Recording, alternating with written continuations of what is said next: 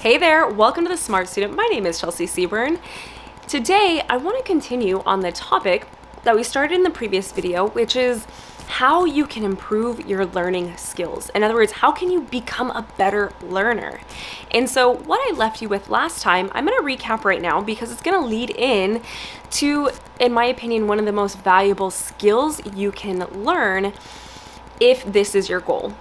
And so to start, I asked this question in the previous video, which is, do you feel like you're a smart person? In other words, do you right now feel like you're good at learning? Do you enjoy it? Do you feel naturally smart?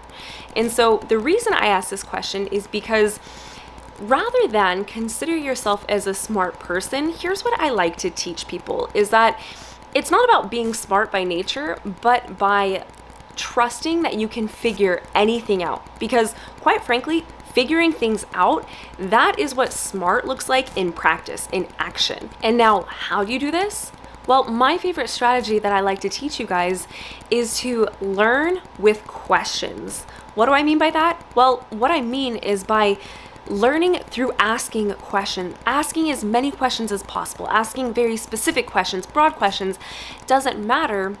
The more questions you ask, the more answers you're going to find. And that right there, the second part is what's important here, the answers you find. Because as we just uncovered, that's exactly what smart looks like in action. It's figuring things out, finding answers. And so when you start to ask questions and you get curious about problems you face, challenges, struggles, things you don't know, this is going to put you in that position to go find those answers. And over time, that's how you improve your learning skills. This is how you start to value knowledge and the learning process and enjoy it. And the more things you figure out on your own, quite frankly, it makes it easier and easier for every new task you tackle. All right, so here's where we're at.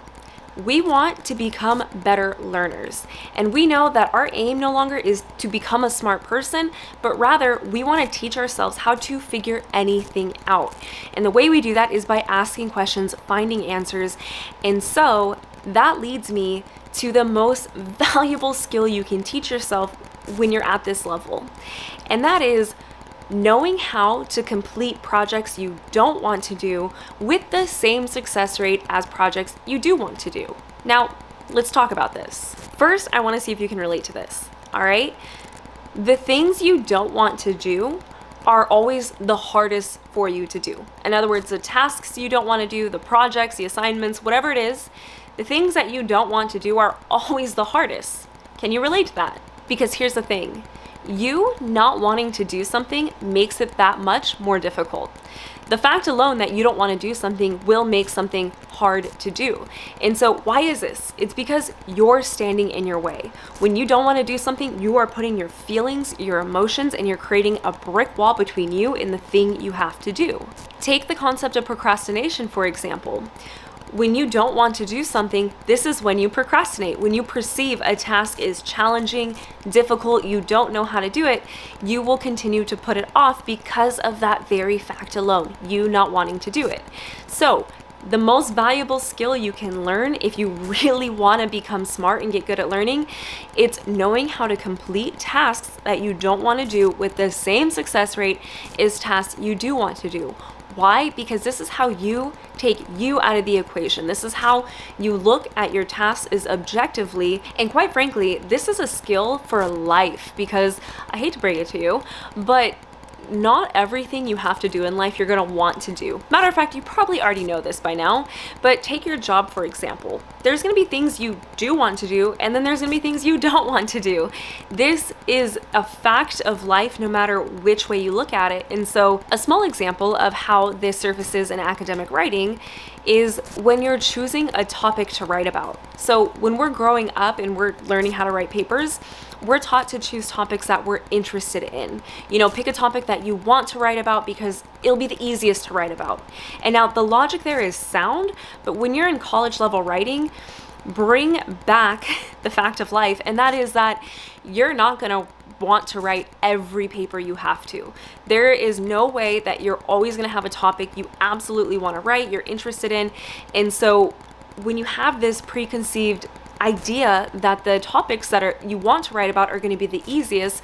When you run into one of those that you don't want to write about, which quite frankly is going to be the majority of them later on, now they're that much harder because you're fighting against yourself. You're fighting against the fact that you don't want to write about it. But okay, let's go back to the paper writing example. And I want to tell you what I used to do when I was faced with a writing assignment that I did not want to write. So I'd read my instructions. It was something I did not want to write. I just had those feelings, that dread of I have to complete this task, but there is not 1% of me that wants to complete it. Well, when I learned that that attitude was not helpful, that was actually hurting me being able to write that paper, I started telling myself that it was easy. Now, hear me out because that doesn't sound groundbreaking. But this is what would happen. I would read instructions, and no matter how long or complex, short and sweet, whatever, I would read through them and immediately say, oh, this is easy, I can do it. Whether I thought it was easy or felt like I could do it, didn't matter. Every single time I felt that dread that we just talked about, that I don't want to do it, that resistance, I would cut that resistance off and just repeat, oh, this is easy. I've got this. This is easy. We can do this. Now, I know how insane that sounds. It probably does not sound effective at all, but here's the logic behind it. What that was doing was taking myself out of the equation. I was removing my feelings as soon as possible. In other words, I was not allowing myself to sit in those unpleasant feelings, those defiant feelings, if you will, because feelings of resistance is something that will spread like wildfire if you allow it to.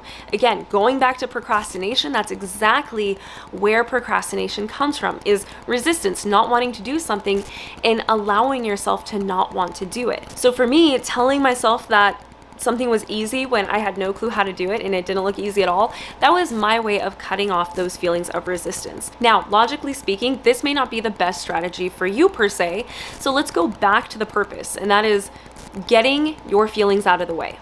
How can we do this? All right, the first thing you need to do is, well, you need to learn to recognize when these feelings are present. In other words, you need to be able to spot it and separate yourself from your feelings and your emotions. Otherwise, you're going to get tangled up and the procrastination cycles, all of that is going to continue. And so learning how to recognize these feelings actually isn't that difficult, because right now you probably have a pretty good idea of the things you struggle with, the different tasks and projects that you really don't like to do.